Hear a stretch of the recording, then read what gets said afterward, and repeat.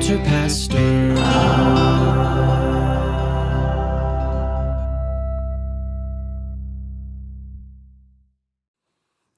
So Cody, it was nice yesterday, which we usually don't get that kind of a day in Kansas in August, where it was below 80 degrees for part of the day. It was delightful. It was cool in the shade, which never happens in Kansas in the summer. The skies were not cloudy all day. And I actually found time to just be outside and sit in a chair, I thought about mowing, but the grass was way too wet. And the weather was way too nice. You don't waste a day like that to mow. Exactly. You got to mow when it's 105 degrees, everything's sticking to you, all the little grasslets flying through the air. Why is mowing the worst experience possible? So for me, I guess the part of mowing that really is the worst, because I now have a riding lawnmower and it's delightful, is weed eating. I hate weed eating. Yeah, I just don't do it. Let's just spray this whole patch along the curb and along the house with chemicals that are not good for anyone or anything, but it will never grow again. Yeah, but then you're a nonconformist, because that's what yards are. We've talked about this on the show. About how yard care was all this made up thing that the Scott's company made up back in the 1900s, whenever, and that's the only reason we do this. It's like Hallmark and birthdays. Yes, it's crazy, and I don't think we should have to weed eat if we don't want to. But we should birthday all the time, because that comes with cake. Yeah. You mean when you say birthday all the time, you mean just have our birthday every day? Our birthday, someone's birthday.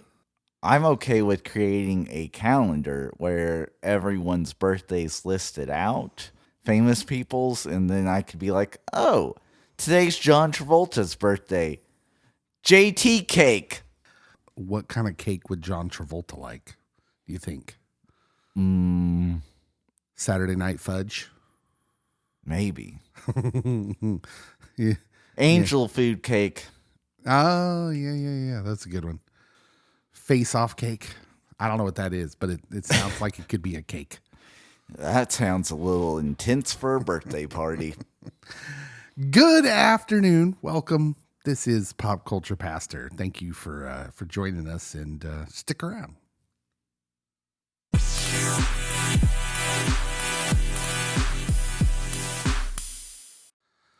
So, Cody, Nestle Toll House has recalled some of their cookie dough. You know, the cookie dough that comes in the tubes. Yeah. That's pre-made. You just, roll it, take a chunk and put it on a cookie sheet. They've recalled some of it because some customers have found wood chip fragments in their dough. And I want to be like, well, how'd that happen? Wait, what? I get that you probably own several different styles and types of businesses, but keep the wood chipper in a completely separate factory than the cookie. Knock that off. Yeah, that's wild to me. What are you even doing? What's wood doing anywhere near your production system? Or if it is a disgruntled employee, I will take my apology now. They're always disgruntled. They are. We totally ignore just the gruntled. Indeed. I'm a gruntled employee. I don't even know what that is. What is disgruntled? Disgruntled means I am unhappy with the establishment. I'm disgruntled. Does that mean gruntled? If I'm gruntled, does that mean I'm happy with the establishment? So, definitions of gruntled. Verb. Cause to be more favorably inclined. Oh. Gain the goodwill of synonyms. Appease. Assuage. Okay. Conciliate. Gentle. Yeah. Cody is not gruntled. He's always arguing with me. Disgruntled Cody. He is disgruntled, but I am very gruntled. That's why they call me DC. Gruntled sounds like you're disgruntled, though. It does. That's a weird word. Why don't we use it more? We should. I am going to now. It's weird. I wonder if there's any other words that we use a lot of where we put like the prefix on it and we use that more. Like disappointed. I'm always appointed. In the church, we should use disanointed. I'm very disanointed in you. No, that doesn't work. It sounds very harsh. That guy is disanointed. Sounds too judgmental. It's judgy. Quit being gruntled.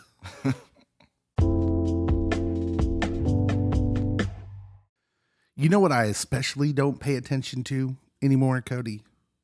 What's that? Political people being indicted. What? I don't care. And I'm not surprised, / I'm not shocked, and I don't care. Yeah. If you're someone that's not even necessarily seeking out news, but comes across news on the reg, this was not like shocking. And the response from a certain segment of the population is interesting because it's like, oh, we're all about love. We're all about this and kick rocks. And then, see, you just kind of undid your position from the past however long that you are all about love on this one side. You can say, hey, a chance for justice to be served. Leave it at that. But like now you're doing dances on graves and it's weird. It's all weird because it's so specifically tied to politics. It is. Like it's like the whole point of like take like, you know, Joe Biden's son, Hunter Biden. Would anybody care about what this dude has done if he wasn't the son of a political person? No, they wouldn't. He'd get charged with a crime. He wouldn't get charged with a crime, but nobody would care. They only care. Why? Because you want to use it as political ammunition. And the same thing with Trump. Like, I don't even know why people charge Trump with anything. He's still going to run for president and people will still vote for him. But it's political ammunition. That's like all the stuff. It's just like, I'm not saying that, you know, Hunter Biden, Donald Trump, they didn't do the things they're charged with. I'm just saying, like, it's not even about that. It's not even what it's about. It's just, it seems like the judicial system gets wrapped up in the political game too. And then here we are. I will say that what will be the most interesting development is if we still get votes for Harambe for president. Because that's been happening ever since. He's got my vote. Harambe, 2024. The political thing in this country is like a giant black hole that's slowly sucking every part of our society into it. I don't like that. But am I right? Or am I right? Right. Because that's what it is. It's like everything's politics. Now I got to rewatch Interstellar and see its commentary on politics. Yeah. Chris Nolan. That's where I learned my quantum physics. It is.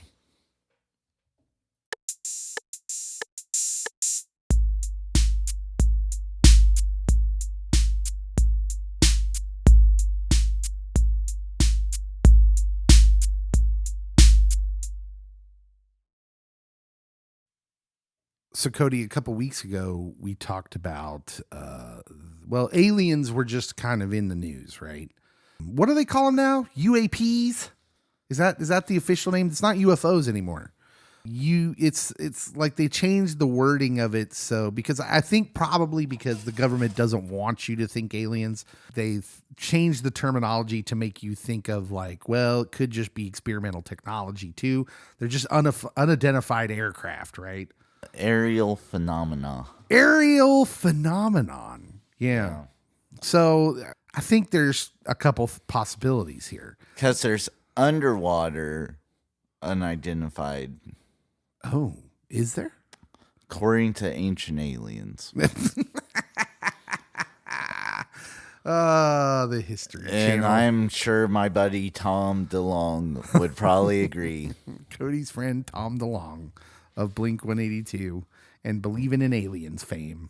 Yeah, so that was a big deal because he had this whistleblower in front of the congressional committee who's saying the same things he said to anyone that would listen in the news side of it, a couple months back. Basically, we talked about it here on the radio, basically, TDLRing it. That's for my older listeners, that's just bottom lining it. We've just changed the lingo.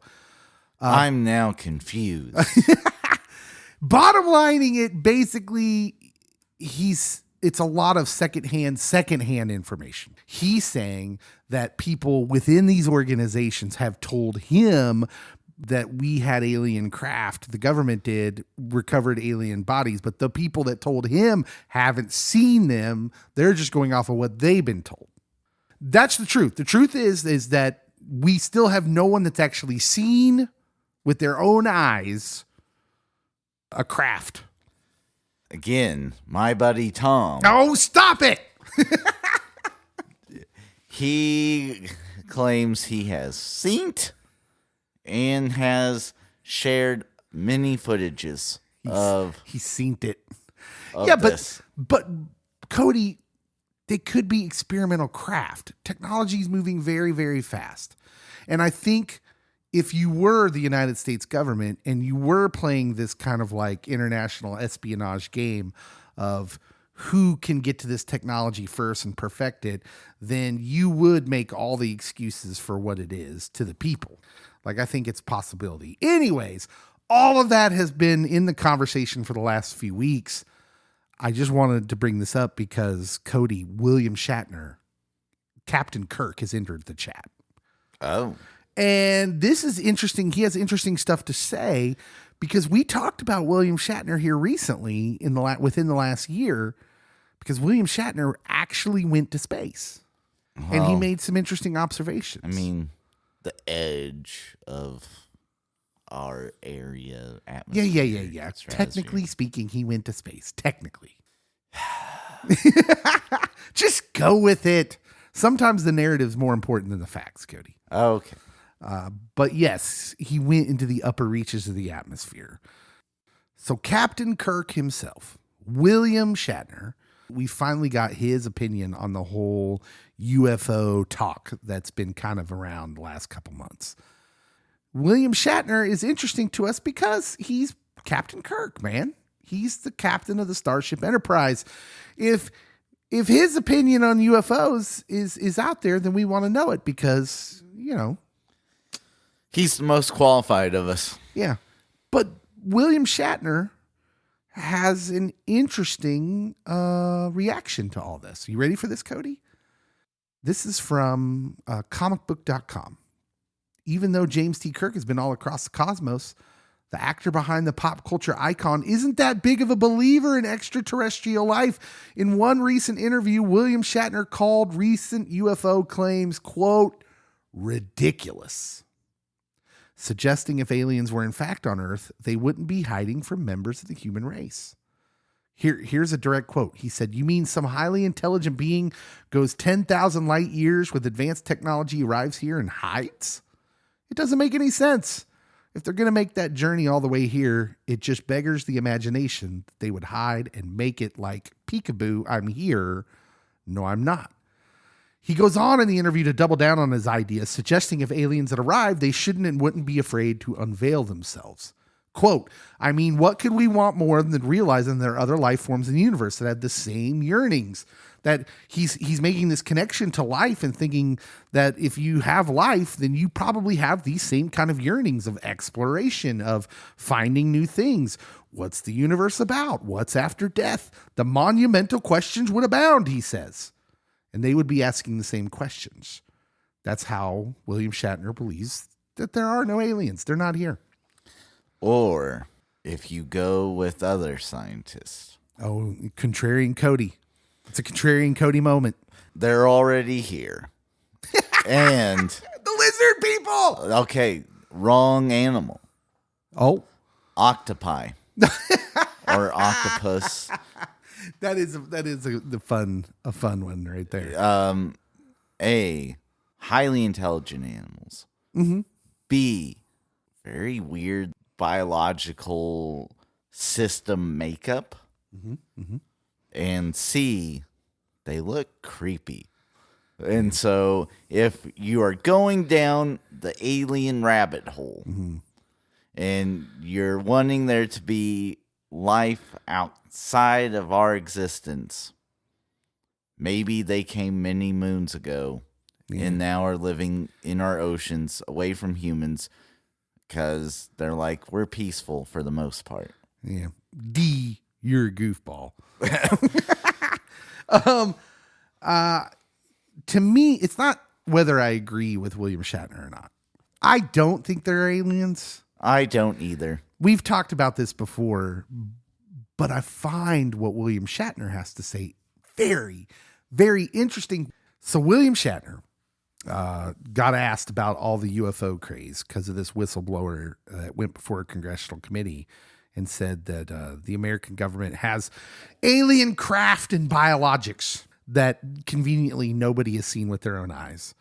And William Shatner got asked about it, of course, because he's Captain Kirk, man. If it has to do with space or aliens in the news, someone's going to ask him the question. And he had a very surprising answer. He said, no, I don't think there are aliens out there. And he had an explanation, of course, but I found this fascinating because we talked about William Shatner a few months back. Do you remember what we talked about, Cody? Oh, I do. So William Shatner went to space, like on one of these, what is it? The Virgin company in Britain has these, they call them space flights. I think SpaceX is getting ready to do this too. But they're actually really super upper atmosphere flights where you may break the atmosphere just momentarily and experience weightlessness probably very briefly. But William Shatner did that. He actually went to space. That's my friend Bill. At the age of, I don't know, 105 or whatever he is. He's not that old. I'm sorry. I think he might be in his late 80s. He's an older cat and he went to space, but we talked about it because he had really interesting observations. It had an effect on him.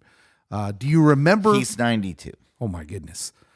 Do you remember what the effect was on William Shatner when he went to space? Existential dread. Yes. He saw space, and what he expected was that he was going to be filled with this wonder and this unbelievable vastness that could be explored. And he said he felt exactly the opposite, that what he felt was cold, empty death, that there is nothing that can live out there. And it made him turn back to the earth and think, oh, what an amazing happenstance of a miracle the earth is, and maybe we should take care of it. And he's all over these very faith-filled pillars, right? Mm-hmm. That the earth is specially made, that there's something special about the creation of the earth and about us, and that life abounds in this particular place for a reason, and it's habitable for a reason, and it's all just resting on decimal points of accuracy. And so William Shatner has this existential experience where he goes to space, finds that it's empty, and that what's really special is the earth. And then he comes back down and he's all of a sudden he's like, no, I don't believe there's life out there. And he's really adamant about that. And what I want to say is, Cody, is Captain Kirk, is he close to being a believer? Could he be? I mean, he's all over some really essential things here. And I find it very fascinating where he's at mentally. After his trip to space, it hit him in an environmental sort of way of like, hey, we should really be taking care of the earth. And we don't do a very good job of that. My friend William Shatner, close friend, has said before that he is not religious, but very spiritual. I love that. Yeah. Well, let me tell you, when you say that often from a position he's saying it from, which is being a known person in the culture, and he has to cultivate an image, it makes me wonder if, but what's going on inside that heart of yours, William? Is it more than that? Because that just sounds like you want to distance yourself from religion. And look, I don't blame you. I don't blame you at all. He grew up Jewish. Did he really? Mm-hmm. Oh, wow. Wow. Very interesting. What do you think? Where do you think he's at? Do you think he's got some faith and maybe just doesn't want to talk about it? He definitely has the tenets of a good, I guess, faith foundation. Mm-hmm. I don't know. For him, I hope he does. I don't know. So. Yeah. It's fascinating. The things he's saying right now are fascinating. And I wish we could get him on the show. Because he's William Shatner. We'd never be able to get him. It would be amazing just to be able to talk to Captain Kirk. It would be a few doll hairs more than what I have. But it would be interesting in the sense of, it would be incredible in the sense of, we would probably talk to him about stuff that nobody else would. I'm not talking to him about Star Trek. No. I could care less. No, I don't want to talk to him at all about Star Trek. So William Shatner, if someone listens to this who knows you, we'd really like to talk to you, but just about existential things. Things you're already talking about when you saw the Earth from space, and with things you're already talking about in a big sense in these interviews. So, William Shatner, you have your people call our people. Our people is us. This is true.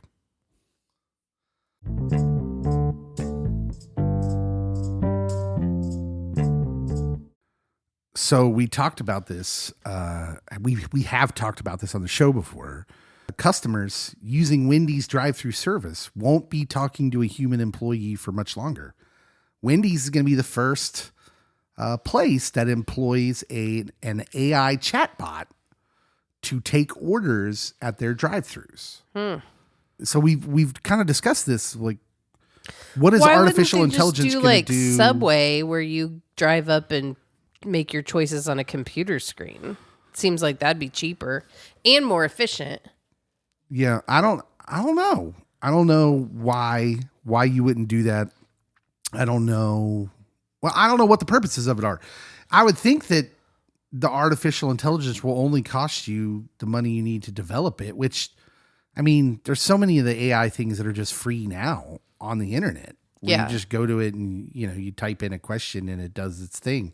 But at what point, like, do these companies start utilizing it? And so, like, if you're Wendy's and you have artificial intelligence taking orders at your drive-thru now, I don't know. I assume that that's less money. Why would they do it otherwise? So I don't know. I would have thought the Subway approach would have been. But less employed people. But Subway, you have to maintain the tech, right? Well, so it's a touch true. screen. Touch screens break down all the time.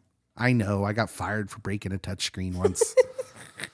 Don't ask. I worked at a convenience store. The touch screens, it was back in like the dawn of touch screen tech. And Dave has really big fingers. Yeah, it hardly worked. So you had to like pound on the thing, and I started using my knuckle. He has big fingers and big hands. And I spider cracked it one time and they fired me. Denied me my unemployment in the middle of summer in a college town. It was ridiculous. Don't get me started on that. But you have to kind of update the touch screen. Touch screens don't last forever.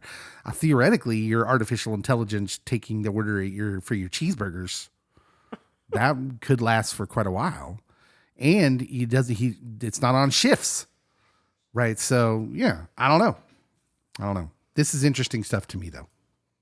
So Pastor Kevin McCarthy just walked in while we were talking about AI at the Wendy's.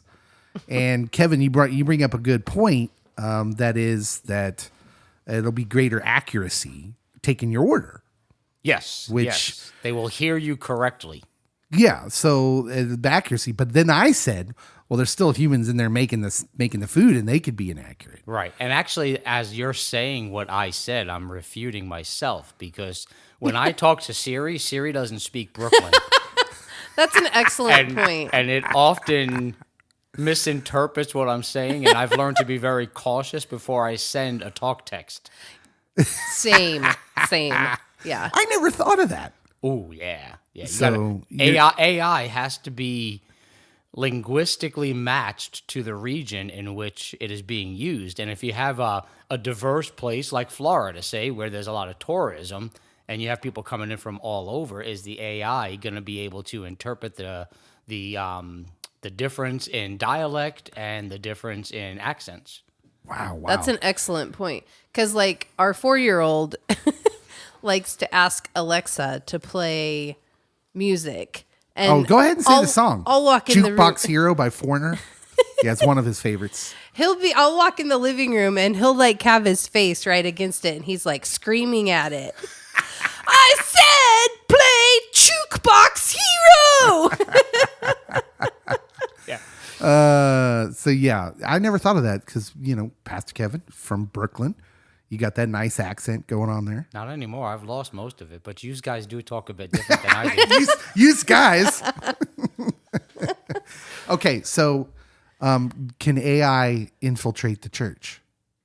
I certainly hope not. I've heard accounts, and it's heartbreaking to me, actually, of pastors using AI to develop their sermons. Oh, wow. No. Yeah. What? I could say, hey, chatbot, write me a 3-point sermon on transubstantiation, and I don't have to do a bit of work. All I have to do is stand at the pulpit, read what AI really wrote frightening. for me. It's extremely frightening. It takes the supernatural and the Holy Spirit immediately out of everything. Yeah. That's wild because I'd only ever thought about that. I think this is going to send academics into upheaval. Yeah. Oh, because yeah, you can't really, if your artificial intelligence can write you a, 2,000 word essay on whatever you want to do it on, and it can do it well, and then and they can't tell. And is there any way to prove the origin of it? Like, well, they're going to have to, right? Yeah, well, there's going to be like a watermark or they've whatever. They've started doing something. So, with me, I take all my classes through Liberty University. Go Flames.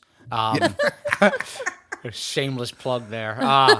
And I've never heard someone with so much school spirit that did all their classes online. yeah, I've never, well, other than walking for my graduation, which my wife highly encouraged me to. That's why I did for my last master's degree. I never touched the campus. Wow. But anyway, that's neither here nor there. Or it's in Virginia is where it is, actually. It is somewhere. But Liberty has started, so Grammarly is a application, software device that checks for writing errors and even helps like reformulate sentences and things like that to make them sound more edumacated. Liberty has started to put some restrictions on the use of even Grammarly. Because in a way, I never thought about it, but in a way that is a bit of artificial intelligence because I type up a sentence and it tells me, no, restructure the sentence like this. So it's basically rewriting my paper for me. Right. All I have to do is click. I have to give it a starting point and then click the but what's the difference between that and giving your paper to someone to proofread? Isn't it the same thing? I suppose, yeah.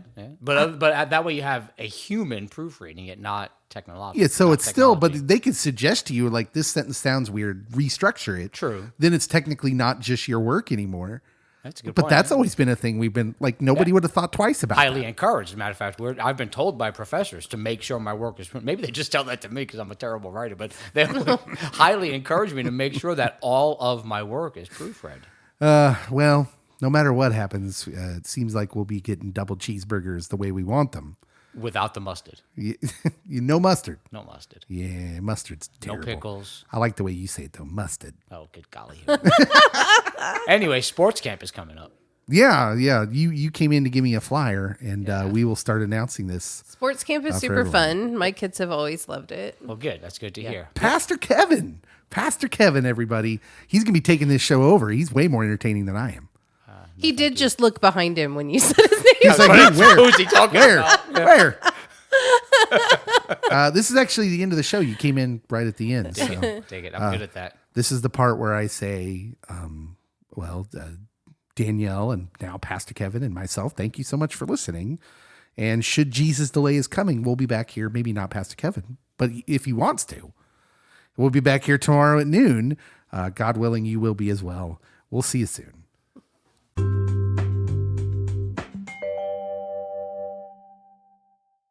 Hey everybody, Dave here. Thank you so much for listening to this podcast, which is sort of our odds and ends left over from our radio show. If you want to listen to our radio show, you can tune in to KFEX. That's website is kfex931.com. We would appreciate that, and so would they. We are on every day, weekday, noon to 4, so check us out there. Also, as always, please subscribe to the podcast if you're not already. Give us a 5-star review if you're on a listening platform that allows that, and leave us a review too. Write something nice about us. Share our posts. Follow our posts on social media so you can share our posts with your friends. Tell them why you love to listen to the Pop Culture Pastor podcast. That helps us out. We want all this to happen because we want to grow the community. We go out to comic conventions so we can be around you guys and keep growing the community. And that's what we want, man. We're all about the love. And let's get out there and let's love on each other and let's have community and let's look to the culture like something different. Thank you so much for listening, everybody. We'll be back.